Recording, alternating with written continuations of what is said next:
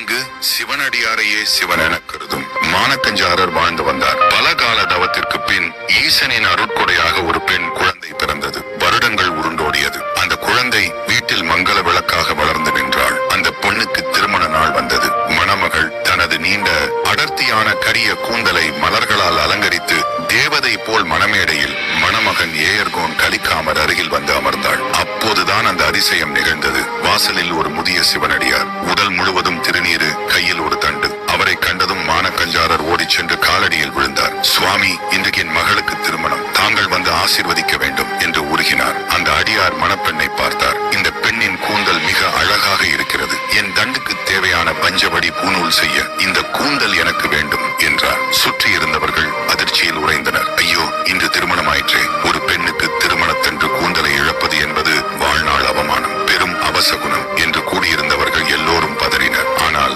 மானக்கஞ்சாரர், அவர் கண்களில் அதிர்ச்சி இல்லை, மாறாக ஈசன் கேட்டதையும் பாக்கியம் கிடைத்ததே என்ற பரவசம் மின்னியது. அவர் ஒரு வினாடி கூட தயங்கவில்லை. தன் மகளின் மனவாழ்வு என்னவாகும், ஊர் என்ன பேசும் என்ற எந்த சிந்தனையும் அலைபாயவில்லை. சட்டென உரையிலிருந்து வாளை உருவினார். ஒரு தந்தை தன் மகளின் அலங்காரத்தை கண்டு மகிழ வேண்டிய வேளையில் அவள் கூந்தலை அடியோடு அறுத்தார். அந்த பெண்ணோ தந்தையின் பக்தியை உணர்ந்தவளாய் தன் அழகை பறிக்கும் அந்த வாளை கண்டு அஞ்சாமல் சிவ சிந்தனையோடு தலைகுனிந்து நின்றாள். அறுக்கப்பட்ட அந்த நீண்ட கூந்தலை கண்ணீர் கலந்த அன்போடு அந்த அடியாரிடம் நீட்டினார் மானக்கஞ்சாரர். தன் அடியவனின் ஈடு இணையற்ற பக்தியை கண்டு அந்த பரம்பொருளை கலங்கி போனார். அடுத்த நொடி வானமே அதிரும் வண்ணம் ஒரு பேரொளி தோன்றியது. அடியார் மறைந்து சிவபெருமான் காட்சியளித்தார். மானக்கஞ்சாரரின் உடம்பு சிலிர்த்து ஆனந்த கண்ணீர் வடித்தார். உன் பக்தியை மெச்சினோம் மகனே என்று ஈசன் அருள அறுக்கப்பட்ட அந்த பெண்ணின் கூந்தல் முன் இருந்ததை விட அதிக பொலிவோடும் வாசத்தோடும் மீண்டும் வளர்ந்தது. பக்தி என்பது கேட்பதை தருவதல்ல, தனக்கு மிகவும் பிடித்தமான ஒன்றை